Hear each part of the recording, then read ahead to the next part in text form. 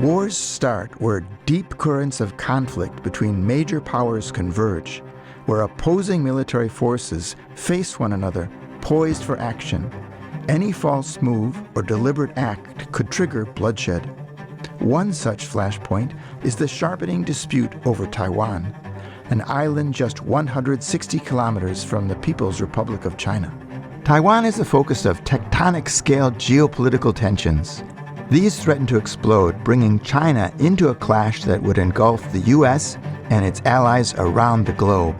The conflict hinges on China's claims of ownership of Taiwan, a self-governing democracy which is run like a nation, but not widely recognized as a sovereign state.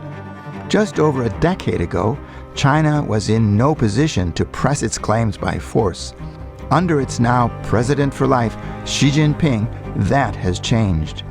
He has tightened authoritarian rule and forged a formidable military focused on uniting Taiwan with what Beijing calls the Chinese Motherland.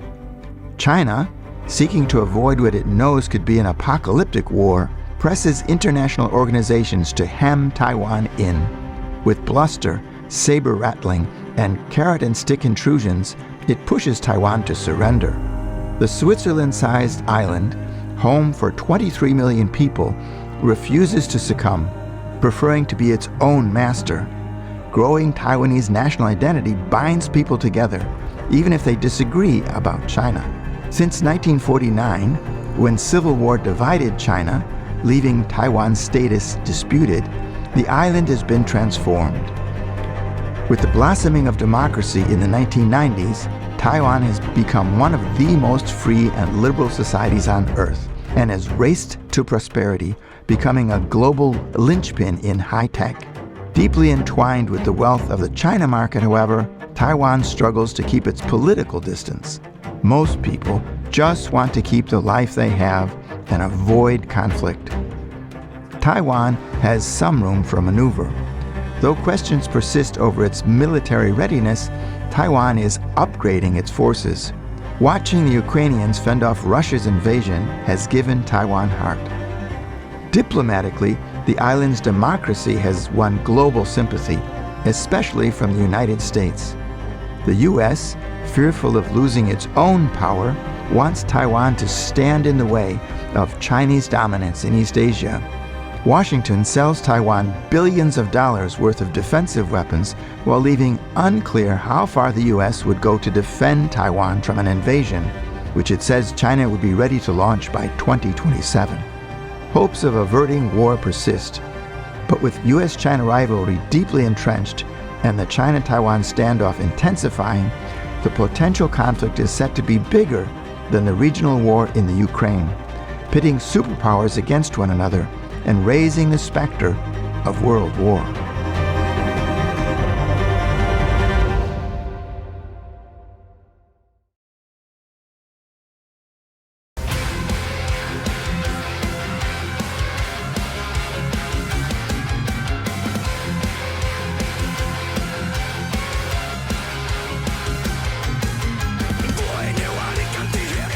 This is Freddie Lim, who won fame for his hard rock metal band and went on to become a politician. What happens to Taiwan and the way things play out globally depend in part on what happens in the island's political arena. Lim sees politics there as deeply divided. 就一个基本的一个原则的题目，大概就是对中国的关系，你的态度是什么？你是比较亲中，还是你比较站在守护台湾，确保台湾的主权的这个立场，大概是以这两个立场作为主要的，人民会以这两个立场作为主要决定的原则吧。This makes Taiwan national politics different from typical politics split along a left-right spectrum. Under democracy, power is passed between the blue camp, the KMT, also called the Kuomintang, and the Greens, the Democratic Progressive Party, or the DPP, and the blue-leaning Taiwan People's Party, or the TPP. What differentiates the parties is more their ideas on China than domestic issues, but Lim, who is an independent but closely allied with the Green camp, trusts voters share some underlying values. 人民可以支持国民党，但是你必须要维护台湾的主权，让台湾能够不要完全陷入中国的陷阱里面。所以我觉得，因为这个大概是台湾人民的最大的共识啦。不管你说你是支持中华民国还是台湾，但维护我们现在有的一个自由的、独立的生活，这个是人民不用讲出来，但心里大概有一个底线。Surveys show over 80% agree on the need for multi-party democracy, but how to avoid what Lim calls China's trap is the source of contention. The Chinese Communist Party says it aims to achieve what it calls reunification, though it has never actually ruled Taiwan. It says it hopes to do this peacefully, which means with incentives and coercion. But if that fails, it vows to use force. In response, the ruling DPP, which first won power for the Green Camp in 2000, opposes unification and favors Taiwan's sovereignty, and in principle, independence. But it says declaring independence is unnecessary because Taiwan is already effectively independent. The Blue Camp, mainly the KMT, can be ambiguous about sovereignty, but opposes independence and favors unification. Most people want neither. They want to keep the status quo. To make it simple, SQ, status quo, means right now. Right now is a democratic government. We have a right to choose a president. We have a market economy. We have a freedom. We have human rights. That's status quo. Polls show some 90% support that sort of option. Most people are strongly inclined to see the status quo as a way to wait and see what the best solution might be. In actual voting, personal background matters, but voters of all persuasions can be swayed by either party. How to deal with China is the bone of contention. 那国民党可能比较倾向可以接受成为中国的一部分，有点像香港变成中国台湾去成为 observer， 变成观察员。那对我们来讲是这不能接受。当你成为中国的一部分，去成为国际组织的观察员，这样的外交是没有意义的，没有主权的外交是没有意义的。那我想这是一个非常基本的差异。He called the KMT policy gouging out your eyes to cure myopia. However, in the view of KMT spokesman, the question is not necessarily one of sovereignty, nor of doing a Hong Kong, but of bringing Taiwan and China to the table, thereby allowing Taiwan to enjoy greater benefits of trade and integration with China. In the eyes of the KMT, national identity most distinguishes the parties.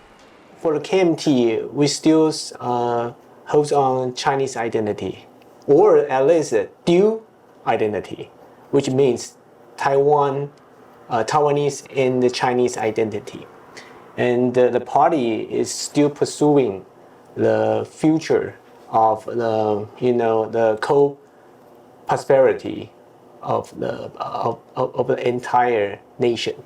Yeah, and we have a commitment to pushing for the democratization in Mainland China. KMT hardliners like former President Ma Ying-jeou want to make a deal with today's China, skirting the problem of melding a democracy with an authoritarian one-party state. They even emulate authoritarian methods in politics. But for KMT moderates, unification refers to a hypothetical China or one that will democratize. I met a party member whose father came to Taiwan as a soldier in 1949. She blames the DPP for provoking China with its views on independence. For her, the Republic of China, the ROC, is the big brother to the People's Republic of China, the PRC. She believes they can coexist peacefully. 我觉得两岸用和平交流是最好的，人民的自由交流是最好的。其实久而久之，自然而然就会融合一体。那你说统一吗？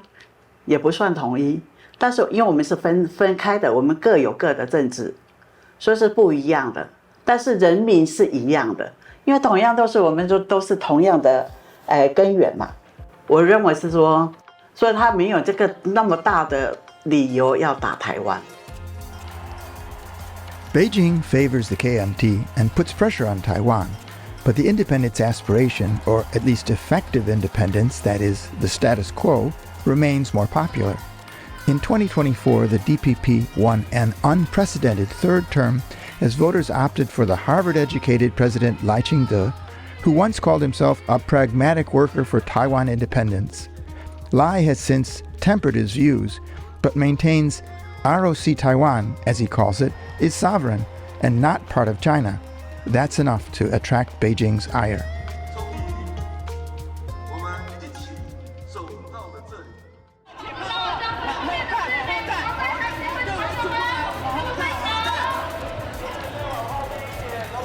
今年是台湾第21届的同志游行。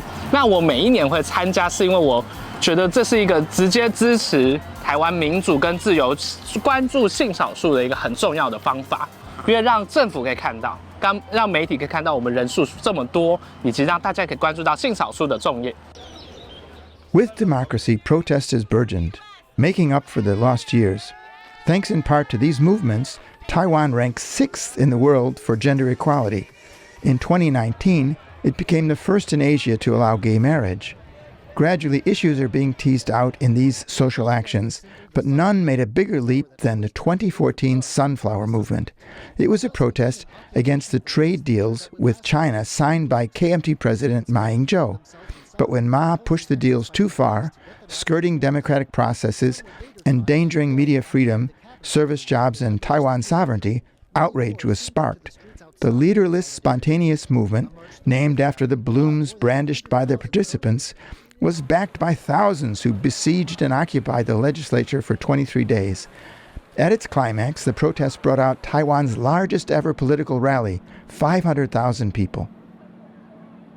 有青年学生，有 NGO 工作者，那也有很多各行各业的上班族。市民，好，但是不可否认的，冲进立法院的那群人，很多是年轻人。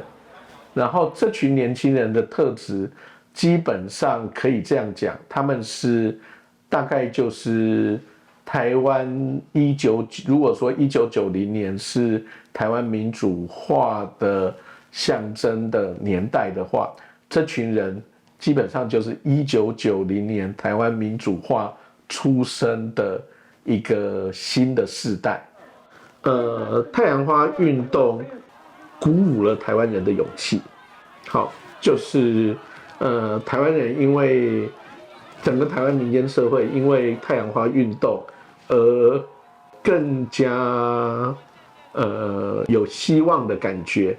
好，那过去。很多人会认为说，中国是一个大国，好，那台湾是一个小岛，好，那觉得台湾面对中国，就只能够顺从，好，那太阳花运动，打破了这个想法，在太阳花运动刚结束的时候，我们会说。太阳花运动，扩大了这个公民社会关心政治、参与政治的比例，让整个公民社会的力量茁壮。This 36-year-old Sunflower veteran was later elected as a councilor in the Taipei city government and ran for national legislature in 2024. 所以我觉得比较可惜的是说，当这个社会运动结束之后，他在政治上面的代言人，跟他在政治上面的影响力其实是分散的。那这也导致了这场社会运动，它改变了台湾的历史，但是它并没有真正的撼动了台湾的政治板块。你最担心的在台湾的前途是什么？我觉得台湾现在最大的问题是，我们面临一个非常大的外在的威胁，就是中国。那在中国的威胁之下，照理来讲，一个正常国家应该是每一个政党都要有同样的一个反并吞的路线。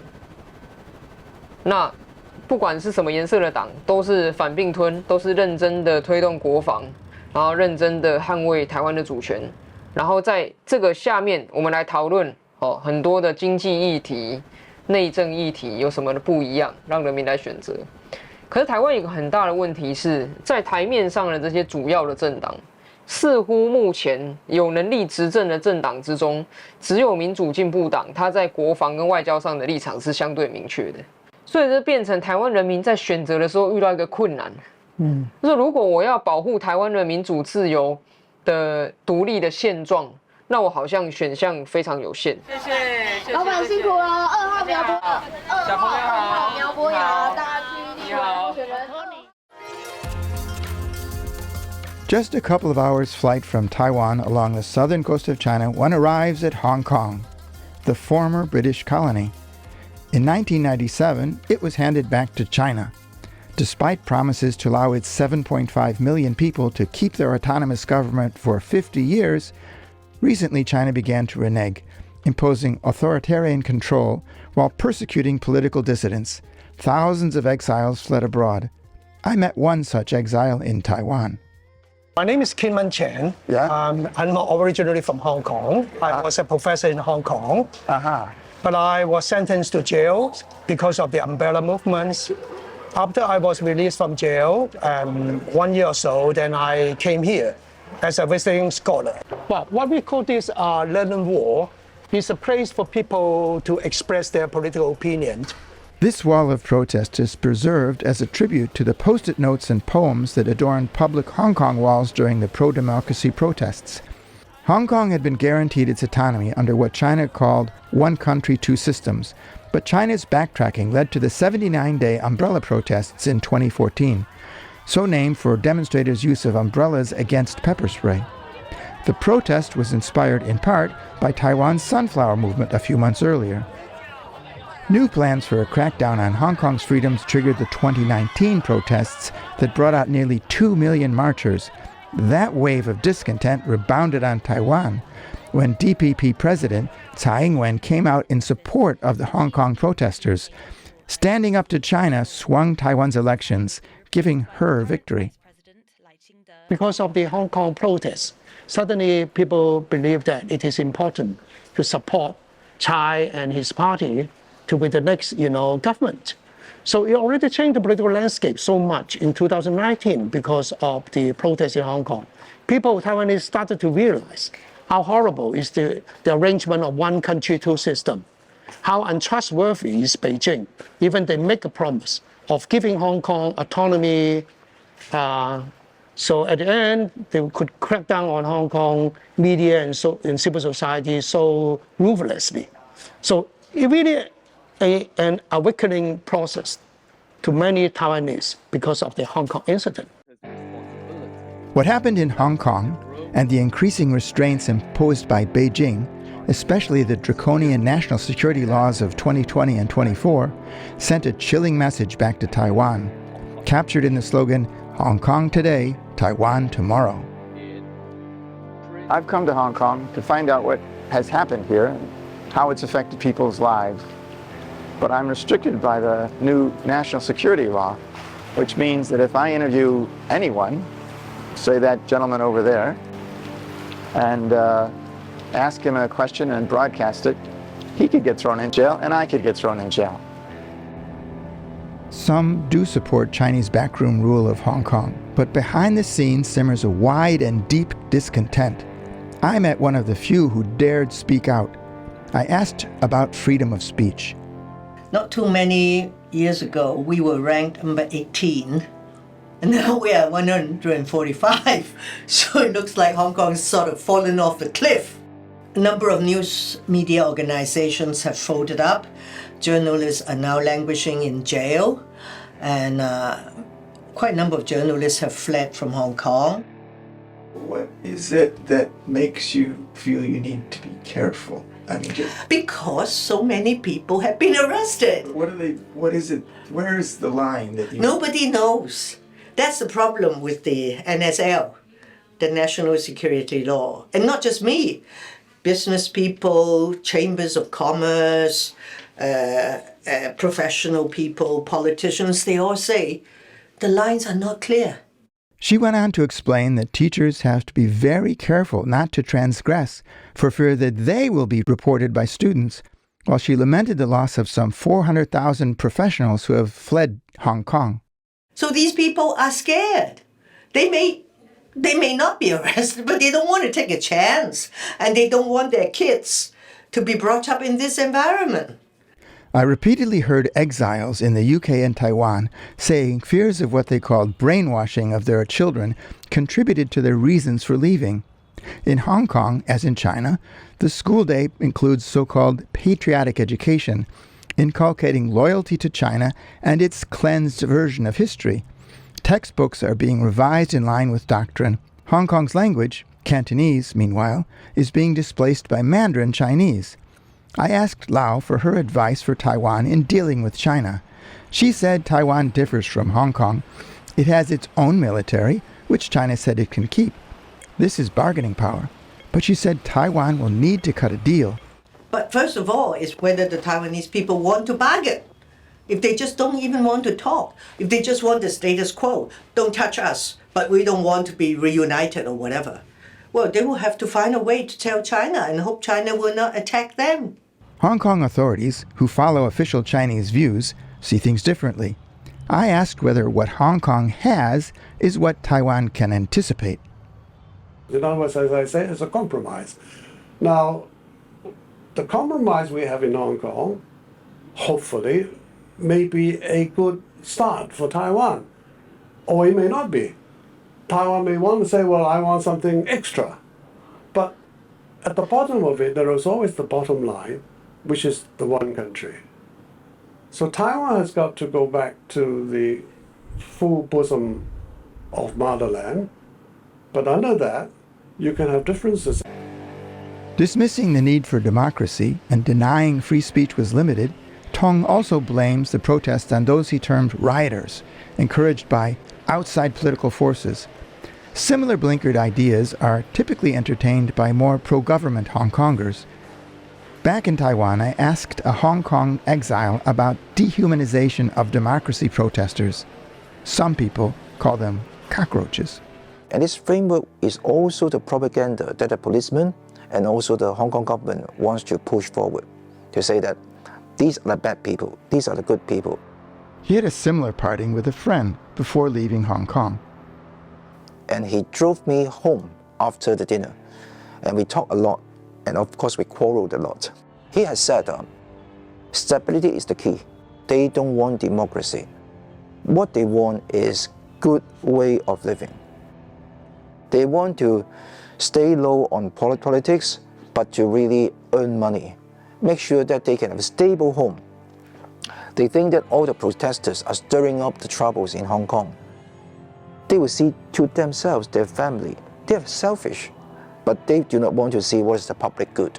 But if Hong Kong really put a society together, then people will need to think about the others. How this community, this society can really have a common aim and common goal. The way China and Taiwan have evolved plays a big role in the way they feel about one another. To fathom their national characters, I talked to a businessman among the million Taiwanese who now live and work mostly in China. 我觉得在中国，我们对人会比较小心。我们会先做一个 protection， 我们会比较注意，我们可能会在还没有认识他多一点之前，我们不会告诉他太多的事情。可能是因为我们是外地人，所以我们在那个地方我们会特别小心。可是，在台湾我们比较没有这种防备心，我们会比较 open-minded， 就是我们会看到人我们都是台湾人，那我们会彼此之间的信赖程度会比较高。He thinks the contrast is based on something fundamental. 我觉得最大的差别是在台湾这个环境里面，不管怎么样，有存在很多不同的信仰，每个人有一个自由的信仰，在中国，我认为他们的信仰是钱，因为他们没有所谓的信仰。那当没有信仰的时候，剩下一个最重要的事情就是钱。所以凡是用钱来衡量价值，用钱来衡量人与人之间的关系。He blamed their attitude on China's 1960s and 1970s unrest known as the Cultural Revolution, which spread moral pessimism and tore friend, family, and values apart, including religions. In contrast, Taiwan has lots of religious activity. The biggest is Buddhist, followed closely by Taoism. Less than 4% are Christians. He believes people in Taiwan tend to seek what he called a comfortable life rather than riches. When I asked how people on both sides differ, I heard about studies of Chinese reactions to life in Taiwan. Chinese visitors expressed their surprise how they were dealt with in Taiwan, in Taiwanese society, by strangers. For example, bus drivers, service people in the 7-Eleven or in the department store. This is what I called strangers' relation. For 20 years, he has studied behavior in China, which is a highly unequal society. He found that people won't treat those outside their social circle, that is to say, strangers, with sincerity or equality. Taiwan is a more equal, much more equal society. So Taiwanese people, in this sense, is more westernized, which is more individualized. So in this sense, or you can say it's more civilized. People were individually equal, socially, not only politically. When recently Chinese tourists visited Taiwan, many Taiwan residents were put off by the visitors' vulgarity, loud speech, spitting in public, and littering. But what most created friction was Chinese people's belief that Taiwan is part of China. Chinese people don't understand why Taiwanese people don't think they are part of China. We are from the same ancestors. Okay, this is what Chinese people think. How come you Taiwanese betray your family ancestors and believe in independence? So this hurt Chinese and anger all the Chinese. Taiwanese people don't think Taiwan should be part of PRC, but Chinese people don't understand this. So that's the major division between Taiwan and China.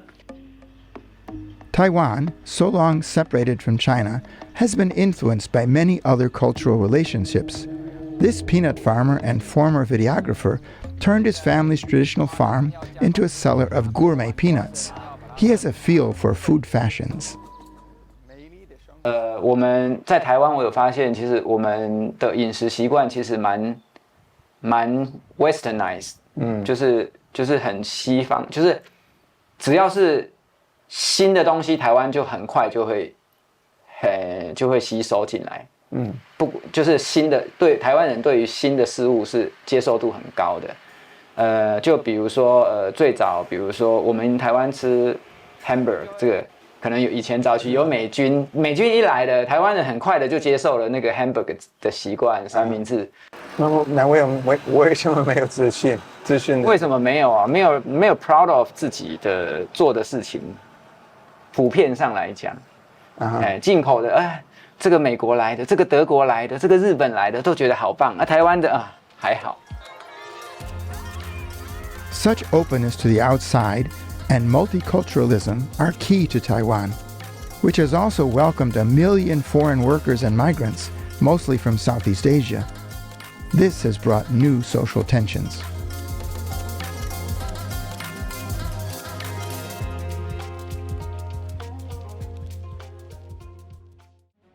Here at the offices of New Bloom magazine, I learned how Taiwan's global conflict zone star status dates from 2022. Nancy Pelosi, the then U.S. Speaker of the House, her visit to Taiwan. So as the first U.S. Speaker of the House to visit Taiwan in 25 years. And so then China responds with military drills. These are close to Taiwan. They're doing the third Taiwan Straits crisis. And so there's so much more focus on Taiwan after that, because the notion that it can be a dangerous flashpoint. Pelosi's visit was intended to show American support for Taiwan's democracy. China responded aggressively with live fire exercises and a simulated blockade of Taiwan. To Beijing, Pelosi's gesture went contrary to a deal to keep hands off Taiwan agreed with the U.S. in the 1970s, when under President Richard Nixon, the U.S. recognized Beijing as the sole government of China and acknowledged but did not recognize China's claim that Taiwan was part of China. That left open who had the right to govern Taiwan. Washington just encouraged China and Taiwan to reach a peaceful settlement. Since Pelosi, China has ratcheted up pressure on Taiwan with gray zone harassment, most recently meting out what they called punishment for President Lai's 2024 inauguration. But the Taiwan public has grown so used to Chinese bluster that these actions arouse scant concern. These air raid drills in 2023 were met with boredom. And so it is kind of just like my everyday environment. And so people are like, yeah, people are freaking out in the streets and seeking out air raid shelters and that kind of thing. I'm just like, no, people are just going about life and going to convenience stores and walking around and shopping or whatever. And so just life goes on in that sense. But the threat is real. The incursions are also military probes and feints that may be part of a future attack. China is massively building up its military forces.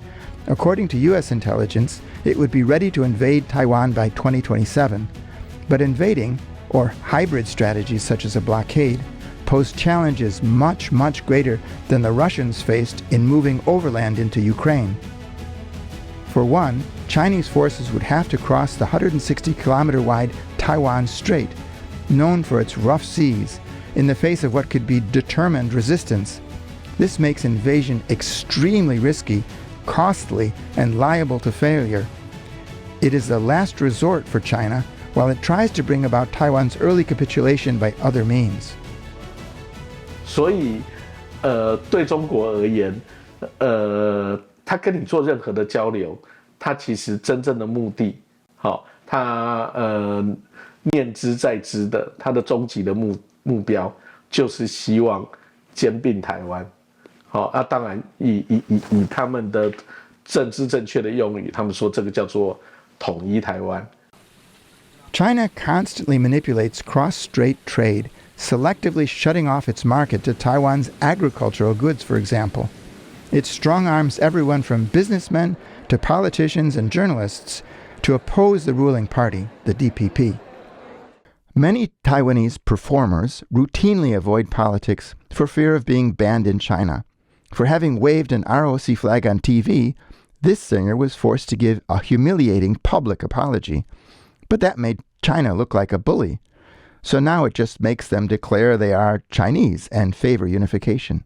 China also uses espionage. 中国搞间谍是人海战术，人海战术就是我就100万人、200万人，我就这样撒下去，资源撒下去，有的可能成功，有的可能不成功，但是成功的能够为中国共产党所用，那它就能够发挥相当大的功能，大概中国是以这样的大规模的方式在做我们叫做对台湾的统战工作。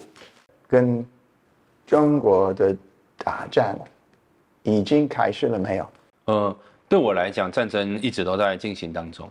因为现代的战争它比较复杂，它不是只有一般的陆海空军的作战而已，它包含网络的作战，包含统战的工作，外交战、贸易战、金融战，还有像我最着重的认知作战，就是舆论战。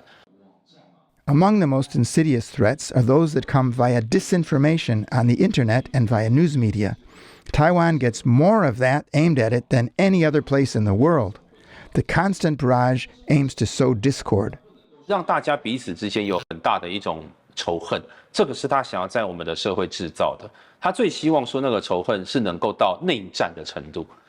But of late, Chinese cajoling and threats, focusing on, for example, the benefits of its one country, two systems offer, have fallen flat. 所以他慢慢就要改变他的战术。所以他现在非常重要的战术不是说中国有多好，有些年轻人听不进去啊，说中国有多好，他不想听这些。所以他目的反而改成告诉你美国有多烂，日本有多烂。就说哦，你说中国有人权问题，美国、日本也都有人权问题。所以当他这样子的方式，会让更多的，尤其是年轻人，会觉得每一个国家都有自己的 propaganda， 每个国家其实都在做类似的事情。所以当他觉得每一个国家都差不多的时候，他在慢慢告诉你说，其实中国对我们很好，那个效果才会好。那这个都是为了要铺成最后的，不管是战争的投降，还是战争前的或战争后的和平协议，那个是他最重要的目的。Perhaps even more worrisome than the cognitive and economic warfare, however, is whether Taiwan is prepared for military conflict with China. Admiral Li Shimin, head of the Taiwan military until 2019, and now also an author, is unhappy with what he calls the dangerous common view in Taiwan. 台湾人现在的问题是说，他也不想打仗，但是他也不想投降。其实这是一种很糟糕的态度，因为如果你不想打仗，你要拿出方法来。According to polling, most respondents say they are very or somewhat willing to defend Taiwan if China attacks, but that leaves a significant portion who apparently lean toward capitulation or rapprochement, reflecting broader political divisions. He believes Taiwan needs to be ready to fight. 不打仗当然是最好的选择啦，但是问题是，你愿不愿意接受不打仗的条件嘛？对不对？这个我也相信，这个中国大陆它这个一国两制、和平统一，我相信啊，但是并不代表你一定要接受他们的政治制度。但如果你还是要坚持这个生命的价值、生活的意义，你如果还有一些这些坚持，你认为这个 human right， 对不对？这 democracy， 对不对 ？justice。这些都很重要。那你要捍卫自己的话，你要为你的生活方式捍卫的话，你就没有办法同意他的和平方案。How ready is Taiwan? Its military is just a tenth the size of China's. Size doesn't always matter in things military, but Taiwan's approach has been criticized for such things as reliability and poor training of new recruits. Many point to lessons it needs to learn from Ukraine. 过去啊，在2-30年前呢，我们用传统的方法来准备我们自己，因为那个时候中国还没那么强，那是没有问题的。但现在中国越来越强大，你要防卫自己，就要用一个不对称的思维，因为你用对称的思维，它的资源。不管是人力、物力、财力，都远远超过于你。你用相同跟他一样的方法来对抗他，你注定要失败。Traditional defense relies on big ships and advanced planes, all very expensive and easily blown up by the enemy. Asymmetrical defense is about smaller, more maneuverable, more survivable weapons, like shoulder-launched anti-tank and anti-aircraft weapons, or unmanned boats and drones like those used in Ukraine. Only in the last couple of years, he says, on the advice of the American military, has Taiwan begun to take this tack. 我从军事观点上来看呢，我们并没有准备好，然后我也不认为哪一天我们会自己认为准备好了，因为这是一个永无休止的准备的过程。Taiwan has its own defense industry and recently produced its own submarine and drones. Taiwan is trying to balance asymmetrical with a traditional defense. This policy contest reflects China's intensifying threat. President Xi Jinping insists China will use force, if needed, to bring about unification, which in his words is inevitable and cannot be passed on to future generations. A big part of China's timing will depend on what it thinks the U.S. is willing to do. Taiwan cannot stand alone. It can only fend off invasion until the United States comes to its aid. The U.S. has a policy towards Taiwan often described as strategic ambiguity, whose aim is to avoid taking sides and encouraging conflict. However, this means Washington won't officially say whether it would help Taiwan. President Biden says it will, and most Taiwanese believe it will. Even so, Taiwan's defense is first up to Taiwan. The first question, I mean, not the first, but maybe the second question that they asked was, did you see the war coming in February 2022? I am talking to Philip Nobel, a Czech journalist based in Taiwan, who in 2023 traveled as an interlocutor to Ukraine with Taiwan's leading experts in civil defense and the analysis of disinformation. They wanted to understand what Taiwan could learn from Ukraine's experience. Literally everyone we talked to said we just could not believe it. So we were maybe intellectually prepared, but emotionally as beings, we were not prepared because we could just not imagine the reality and also the impact and the details of what does it mean when suddenly you're invaded by allegedly the biggest army, the most powerful army in the world, and the country collapses for a few days, right? And there's no preparation for this. And immediately then the question, I think, for a lot of Taiwanese people who think about those issues is, are we Taiwanese actually able to imagine, for example, a Chinese military invasion?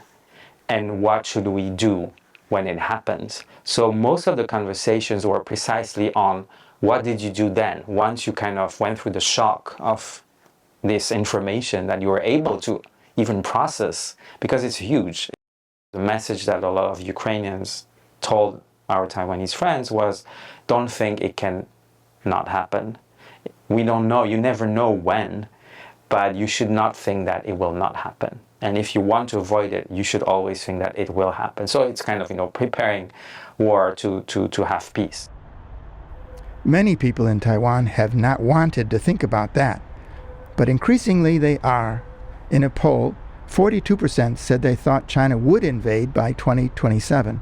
That's up from 28% 2 years before.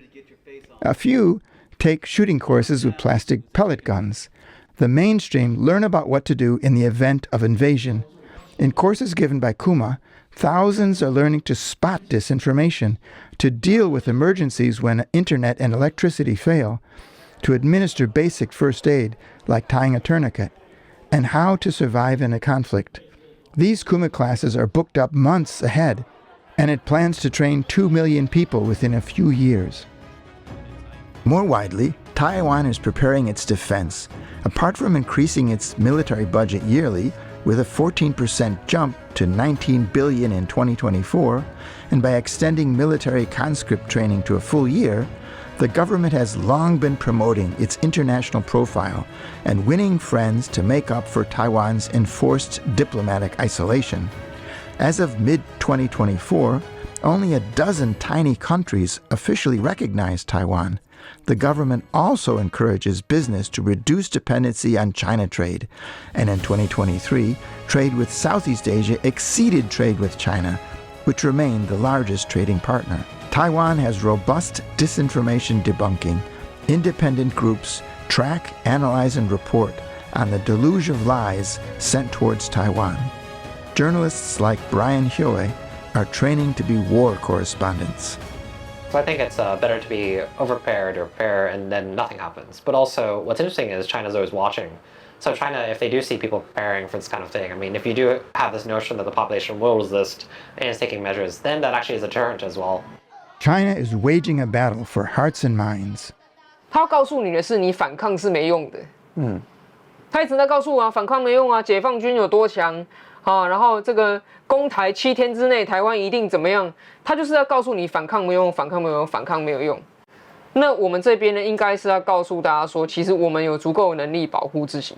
那后来这个乌俄战争，台湾人在看呢，台湾人在看什么？在看乌克兰可不可以抵挡俄罗斯的攻击。可是时间久了下来之后，大家发现说，其实抵抗不是没有用的，这也是会强化我们自己所说的，我们愿意去投资更多在国防上面，所以这些事情是我知道中国一定会不断的施加更多的压力，但重点是我们政府的作为必须要让台湾的民众看到信心之所在，这才是重点。I met someone who had no doubt about the number one domestic issue in Taiwan.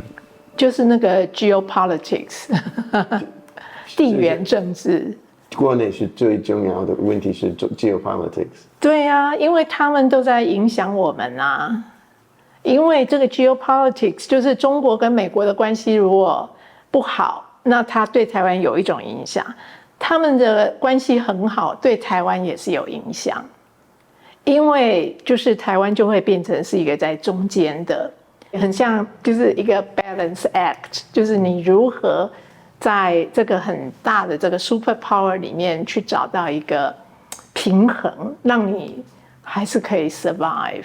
我觉得这个是台湾很大的困境。The U.S. is becoming under threat, so to speak, because you have the rising China and then you have the resurgent Russia, and the two seems to be in a quasi-alliance, challenging the U.S. Predominant position in international politics, the global economy, and particularly in terms of values and institutions. So I think that's where the conflict comes from. This political, economic, and ideological competition, he notes, has been stoked by U.S. and Chinese stridency and by territorial disputes in the South and East China Seas. It is also strategic, as Taiwan is a fulcrum of U.S. dominance, supporting the defense of allies like Japan and South Korea. China hopes to displace U.S. power in the Pacific by taking control of Taiwan. And it is within this context that you have the intensification of conflict between Taiwan and the PRC. And that has its roots, and everyone knows, back all the way to 1949 when China was divided and you have two governments, both claim the sovereignty of the other side. But that framework did not explain fully the ups and downs of cross-strait relations. He says tensions rise or fall with the party in power. The KMT's opening to China from 2008 led to détente under former KMT President Ma. He and KMT hardliners want to revive that relationship, evidently pleasing Xi Jinping, even though the KMT's earlier cozying up to Beijing sparked the 2014 sunflower protests. That helped bring the China-wary DPP back into office in 2016, stoking a clash with Chinese nationalism. So we have this change within Taiwan that coincides the change of the big picture, and both changes are in the direction of more confrontation and conflict with China. Taiwan involves the United States and PRC right now, the two really big powers in the world. And so if you do not handle the situation carefully, you may engulf the whole world. But what could upset the balance and trigger war? 如果中国要强大的话，他照理说不应该打，他维持他更强大的发展，他战争一定有代价嘛，对，像俄国现在也要支付他的代价，但是呢，踩到底线的时候，他忍无可忍的时候，我不计任何代价我也要打，哪怕是 irrational 的 decision 我也做了，所以这个是两岸之间就是说，如果美中关系如果不好的话，那这个使得就是说大陆方面就是说变成可能有这种非理性的作为，他使用武力使用武力，所以我很难预测，但是只能说，当大陆发觉统一这个 option 是绝望的话，他就可能使用武力了。绝望，他现在还没绝望嘛？ For the artist, all these matters also impinge on Taiwan's ability to manage its own affairs. 所以我们是有我们自己的独立的政府，可是我们能不能称我们自己是一个国家？我们当然认为我们是一个国家，可是全世界没有人承认我们啊。即便我们自己想要说我们要成为一个独立的一个国家，你看，马上美国不允许我们，中国当然也更不允许我们，周边都不允许，所以我们如何以国家的形式生存，这个都是非常现实的。